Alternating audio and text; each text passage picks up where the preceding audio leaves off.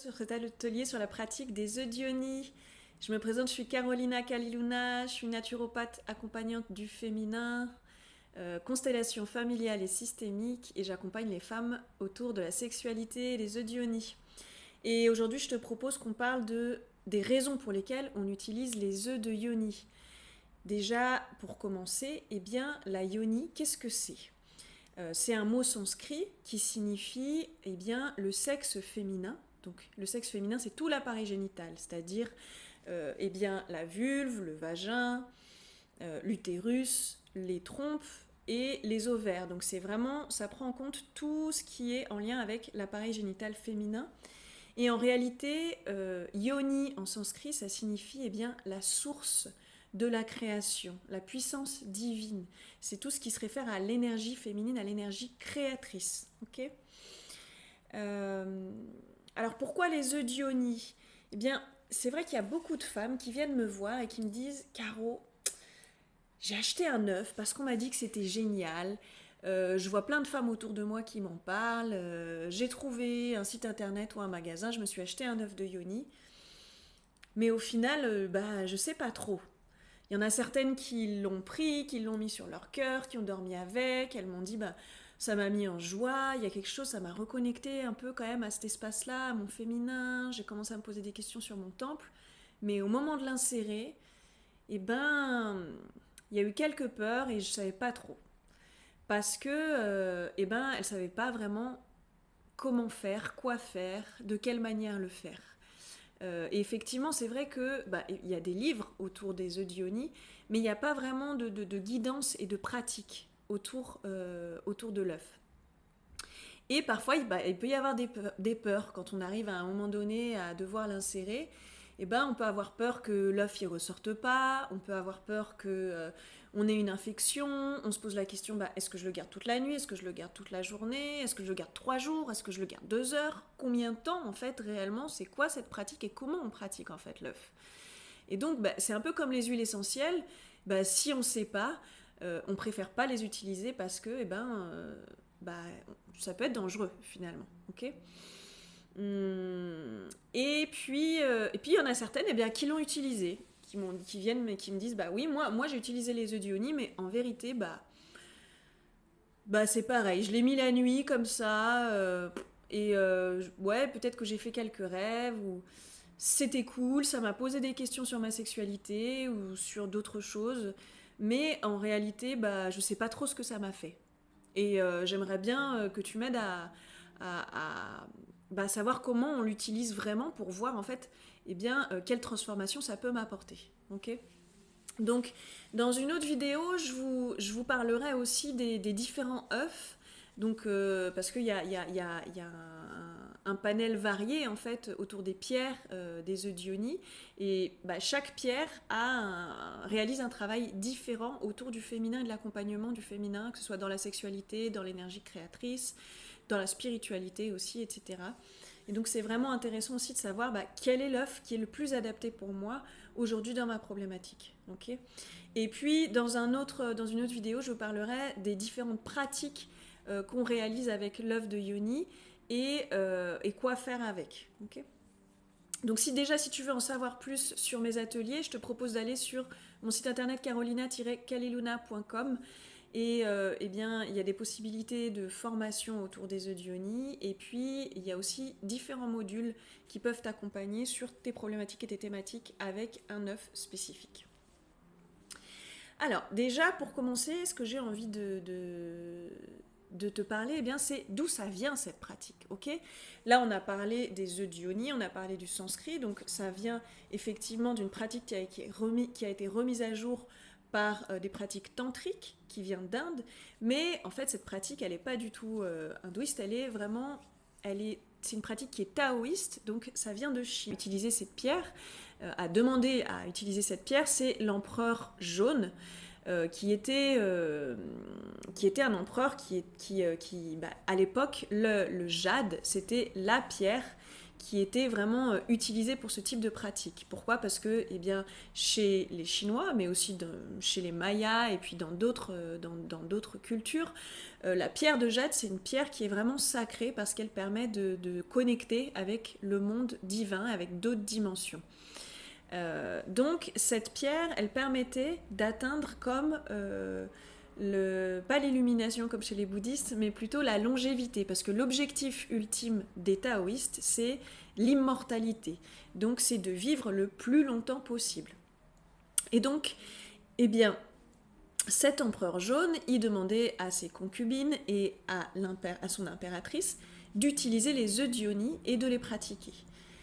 Pour ces dames, la pratique de cet œuf de jade, ça permettait d'activer leur énergie sexuelle, leur énergie de vie, et en utilisant cette énergie activée, eh bien, elles allaient la répartir dans tous leurs organes, dans leurs reins, dans leur foie, dans leur cœur, dans leur utérus, ce qui permettait eh bien, de les maintenir en bonne santé et de maintenir une énergie de vie et une énergie énergétiquement assez élevée. D'accord ?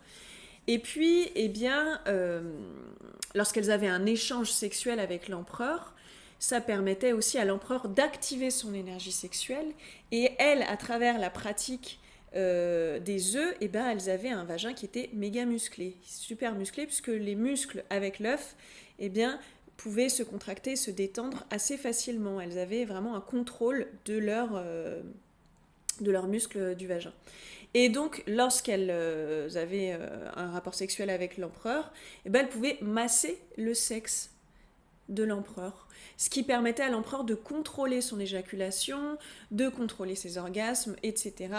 Et donc d'utiliser ce qu'on appelle rétroéjaculation, c'est-à-dire qu'il n'éjaculait pas, il injaculait, son éjaculation revenait à l'intérieur et ça permettait à son énergie sexuelle de nourrir en fait finalement tous ses organes et d'avoir eh bien, une vie plus longue. Voilà, je ne vous en dis pas plus sur la pratique taoïste parce qu'il y aurait 10 000 choses à dire dessus. Juste pour finir, chez les taoïstes, la pratique de l'œuf, elle se fait aussi à l'aide de poids. C'est pour ça qu'on peut trouver certains œufs qui sont troués avec un fil.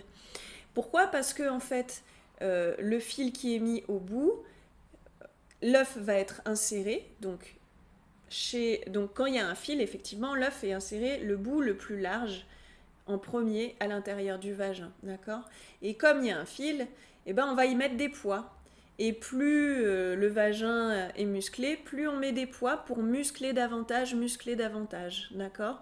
Et donc ça, c'est vraiment des pratiques, des techniques taoïstes spécifiques pour avoir un fort contrôle et une musculature du vagin bien développée. Dans notre cas, en tout cas pour mes pratiques, c'est pas ce qui m'intéresse et c'est pour ça que je vais aujourd'hui vous expliquer les raisons pourquoi on utilise l'œuf de Yoni aujourd'hui. Parce qu'effectivement, aujourd'hui on n'est pas des concubines, on n'a pas toute notre vie à pratiquer les œufs de Yoni, parfois on a des enfants, parfois on a un travail, on est des femmes qui sont plutôt actives et on n'a plus trop le temps de pratiquer. Et en plus de ça, les 3000 ans passés, derrière nous, il y a aussi au moins 2000 ans d'histoire du patriarcat, si ce n'est plus.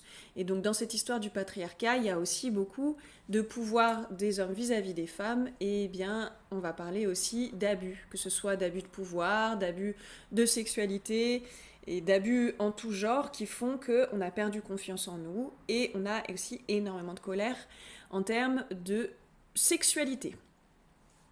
Donc c'est pour ça que retrouver aujourd'hui la pratique des œufs d'Yoni pour les femmes, ça peut être vraiment super intéressant. Donc pourquoi on utilise les œufs ? Eh bien déjà d'une part ça peut être pour des raisons physiques. Simplement physiquement c'est possible que j'ai un vagin qui soit trop détendu. Les conséquences d'un vagin trop détendu ça va être peut-être je ne vais pas assez sentir finalement lorsqu'il y a pénétration, ou je ne vais pas assez... masser aussi le sexe de l'homme parce que c'est important, ça c'est des pratiques qui sont aussi tantriques, cette question d'accueillir et de masser et qui est vraiment une rencontre qui se fasse dans la pénétration. Donc ça peut être lié à du postpartum, mais pas que, ça peut être pour plusieurs raisons différentes pour lesquelles on a un vagin qui est ce qu'on appelle hypotonique, qui manque de tonicité. Donc dans ce cas-là, la pratique de l'œuf de jade, de l'œuf de yoni va être intéressante parce que on va pouvoir remuscler. Il faut savoir que l'œuf, juste l'œuf simplement à l'intérieur, même sans rien faire, il va remuscler le vagin parce que le vagin il va être stimulé, les muscles du vagin vont être stimulés et à chaque fois qu'ils vont cogner contre la pierre, ils vont se remuscler, ils vont faire comme ça, ils vont faire des mini contractions et ce qui va aider le muscle à se retonifier. Et puis évidemment après il y a tout plein de pratiques qu'on utilise avec des respirations, avec des visualisations pour pouvoir bouger de nous-mêmes le muscle du vagin, tonifié pour le remuscler davantage. Une autre raison, ça peut être un vagin hypertonique, c'est-à-dire un vagin trop musclé. Là, on peut se poser la question, bah oui, mais s'il est trop musclé, je sais même pas comment je vais arriver à le mettre. Effectivement, il y a des femmes qui viennent et qui me disent, bah moi ça m'intéresse vraiment parce que je sais que j'ai une thématique, mais en fait là, j'arrive même pas à l'insérer. Ok. Et bah déjà, avant de l'insérer, c'est comment je me connecte avec la pierre, comment je me connecte avec mon temple, comment je fais tout un travail de détente, d'accord? Et une fois que il y a de la confiance et il y a de la détente, là, je peux commencer doucement, avec beaucoup d'amour, à insérer mon œuf.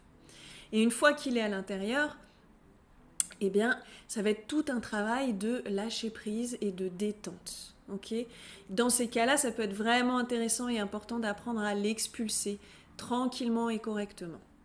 Parce que des vagins hypertoniques, il faut savoir qu'en fait, on est plus de femmes, en tout cas en Occident, à avoir des vagins trop musclés que pas assez musclés. On pourrait croire le contraire, mais en fait, pour quelle raison la majorité, on a des vagins trop musclés ? Parce que nos vagins, ils ont des mémoires. Et ces vagins, ils ont de la colère, ils ont de la rage, ils ont des mémoires d'abus, etc. Et donc, il y a une partie d'eux qui disent « Mais je veux plus qu'on me touche, je veux plus qu'on me fasse du mal, je veux même plus qu'on me regarde. » Finalement, ok ? Donc, cette yoni qui est toute fermée, c'est comment, juste, je la rassure, je lui apporte de la confiance et je l'invite doucement à s'ouvrir, en fait. Parce que c'est comme une fleur, finalement. C'est ma fleur qui est là dans cet espace-là.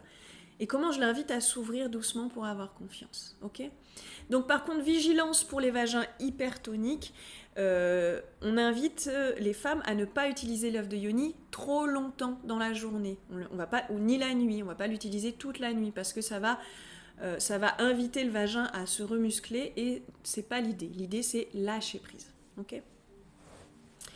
Donc ça, c'est pour des questions physiques. Une autre question, ça peut être problème de sécheresse. Effectivement, parfois on a des problèmes de lubrification et l'œuf, il va nous permettre d'ouvrir cet espace et de relubrifier. On va y poser notre attention à cet endroit-là. Ça va venir réveiller parfois effectivement notre énergie sexuelle, notre libido, une envie de... Ouh, ça faisait longtemps que j'avais pas senti cette sensation. Et puis doucement, la fleur, elle s'ouvre et quand elle s'ouvre, elle lâche son nectar. Et puis doucement, ça va venir se relubrifier normalement, ok ? Donc il y a aussi cette possibilité-là en termes physiques. Souvent, finalement, les femmes qui utilisent un œuf de yoni, en raison physique, c'est la sexualité. Première raison, ça va être en fait j'ai un blocage au niveau sexuel, ou bien je sens que mon vagin en fait il est pas assez musclé, ou bien je sens qu'il est trop musclé et en fait j'arrive même pas à accueillir le sexe d'un homme. Okay. Et dans ce cas-là, effectivement, c'est vraiment intéressant d'aller utiliser l'œuf de yoni, simplement parce que derrière des problèmes de sexualité, il y a souvent une raison émotionnelle derrière ou des questions de mémoire. Okay ? Donc ça, c'est une première chose. Deuxième chose, ça va être au niveau émotionnel. Il y a aussi des raisons complètement émotionnelles pour lesquelles on utilise l'œuf de yoni. Pourquoi ? Parce que y a plein d'émotions qui se stockent dans notre utérus et dans notre vagin. Il peut y avoir des peurs, ok ? Combien de fois on a pu avoir peur au niveau de la sexualité. Il peut y avoir de la colère qu'on va venir stocker, la colère en lien à une sexualité qui n'est pas épanouie, parce qu'on n'arrive pas à jouir, parce qu'on a abusé de nous, parce qu'on s'est moqué de notre sexualité, de notre sexe peut-être même. Okay, ça peut être de la colère, de la peur, et puis beaucoup de tristesse aussi. Il y a beaucoup de tristesse qui sont stockées là. Et je dirais même que parfois, quand c'est sec, c'est parce que il y a les émotions, elles sont là et on les a pas pleurées, on les a gardées à l'intérieur de nous. Okay, et quand ça lâche, quand on utilise l'œuf de Yoni, parfois, on a des libérations émotionnelles qui se révèlent. Et on va avoir parfois des envies de pleurer profondes. Et parfois, on ne sait même pas pourquoi on pleure, en fait. Et l'info, elle nous vient après, ou elle nous vient pas, mais c'est pas grave. Mais il y a quelque chose qui était là depuis longtemps, une vieille tristesse. Et on va pleurer. Et on peut remarquer qu'en fait, on pleure en haut et on pleure en bas. Et en bas aussi, ça va se liquéfier, ça va se lubrifier. Et ça va sortir et ça va nettoyer. Ok ? Pourquoi ? Parce que tout ce qui est en bas est en haut. Ce qui se passe en bas, si en bas c'est sec, en haut c'est sec aussi. Si en bas c'est fermé et c'est serré, en haut c'est fermé et c'est serré. Ma gorge va être serrée. Ok, on dit souvent que la gorge elle est en lien au vagin. Mes pensées vont être fermées. Ok, je suis fermée. Comment je me détends et j'ouvre. Donc ça aussi des raisons émotionnelles et puis émotionnellement aussi toute la question de la réappropriation de son temple. Okay, parce que quand je vais utiliser l'œuf, quand bien même je l'insère ou je ne l'insère pas, il y a tout un travail de réappropriation. Déjà, je vais aller voir en bas qu'est-ce qui se passe. Qu'est-ce qu'elle me raconte cette Yoni. Okay, il y a un temps de douceur pour que la pierre elle rentre. Donc il y a un temps de caresse, il y a un temps de massage. Et toutes ces caresses et ces massages, c'est de la douceur que je me donne à moi-même, à mon temple et à la déesse qui habite dans ce temple. Okay, donc c'est super important. Parce que parfois, on a souffert aussi des tabous. C'est un endroit qui est tabou, c'est un endroit que la société considère comme quelque chose de sale, parce qu'il y a du sang, parce qu'il y a des liquides qui sortent, parce que parfois c'est malodorant, etc. Et puis, il y a des personnes parfois qui nous ont fait ressentir que cet espace-là, c'était pas quelque chose de très joli, de très agréable. Donc c'est comment je me réapproprie cet espace-là. Et rien qu'en utilisant l'œuf, c'est vraiment un espace de réappropriation de soi et de son féminin. Voilà pour l'état, pour la partie plus émotionnelle. Et puis il y a une partie aussi qui va être en termes plus des mémoires, mais en termes mental, ça va être tout ce qui est en lien à l'inconscient, aussi au conscient et aussi aux croyances, d'accord ? Donc conscient et inconscient, ça va être finalement tout ce que dans mon mental j'ai intégré, dans mon histoire de vie, donc toute mon histoire de vie autour de la sexualité. Les mémoires, comme je vous l'ai dit, les mémoires d'abus, les mémoires les mémoires d'inceste, les mémoires aussi en lien au plaisir. Est-ce que j'ai le droit ou pas d'avoir du plaisir ? Tout ce qui est en lien aussi à la masturbation. Et tout ça, ensuite, ça crée des schémas de pensée qui créent des croyances autour de la sexualité et autour de notre manière de voir notre temple.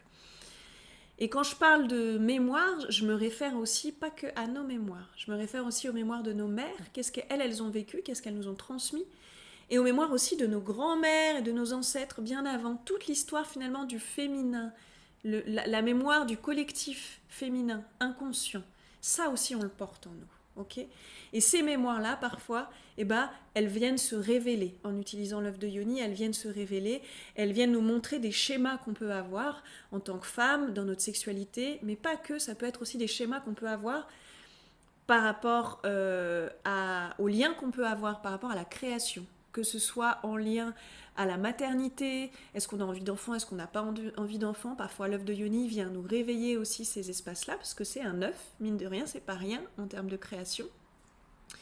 Et puis aussi tous les projets que je mets en place dans ma vie. Comment je les mets en place ? Est-ce que j'arrive toujours au bout de mes projets ? Est-ce que j'avorte les projets que je mets en place ? Comment je m'engage dans la vie vis-à-vis de ça ? Ok, ça aussi c'est mon énergie créative, c'est ma puissance de vie au service de la matière, d'accord ? Donc, l'œuf de Yoni va venir travailler aussi sur ces mémoires-là. Et puis, une dernière chose, ça va être tout ce qui est autour de la spiritualité. Parce que là, on a parlé de termes physiques, émotionnels, mental, mais il y a aussi comment je viens activer cette énergie de vie.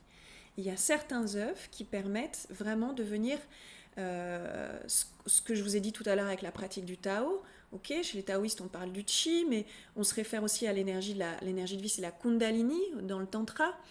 Donc c'est ces deux serpents qui s'entrecroisent au niveau des chakras, qui viennent activer aussi la glande pinéale. Si vous voulez activer notre énergie de vie et notre énergie sexuelle, ça permet de trouver un équilibre intérieur, de venir guérir et libérer des blessures, et ça permet d'activer notre énergie de vie, d'avoir accès aussi peut-être parfois à des sensations extraordinaires, à des visions, à des connexions avec d'autres dimensions, à des connexions avec des vies passées, etc. etc. Donc ça c'est vraiment large, et puis c'est aussi comment finalement en utilisant cette énergie de vie, je me connecte avec l'énergie cosmique, l'énergie de l'univers, avec l'intelligence universelle. Et comment j'utilise cette énergie pour la mettre moi dans la matière. D'accord? Donc il y a aussi beaucoup de choses à aller, à aller observer, à aller pratiquer en termes de pratiques spirituelles avec l'œuvre de Yoni. Mais avant de réaliser ces pratiques-là, c'est important d'aller libérer tous ces blocages que j'ai au niveau physique, au niveau émotionnel, au niveau mental, d'aller libérer les mémoires. Même si effectivement, j'ai pas envie de te dire que tu peux tout libérer et tu peux tout guérir et tu peux tout purifier, comme on peut utiliser parfois comme mot dans ce terme de pratique. Non, parce qu'en fait, finalement, ce sont des portes qu'on ouvre, qu'on voit, qu'on libère parfois, effectivement, mais ce sont aussi parfois des cicatrices. Et ces cicatrices, même si elles se referment, la marque est là et la trace est là, d'accord? Et cette trace, elle restera toujours là. Mais par contre, ça ne m'empêche pas de changer, moi, ma manière de voir les choses, ma perspective. Okay. Donc voilà pour la pratique des œufs d'Yoni. J'espère que ces petites conversations t'ont plu. Et je t'invite à aller voir mon site internet carolina-kaliluna.com pour aller voir les formations et les différents modules que je te propose autour des œufs d'Yoni. Et à bientôt!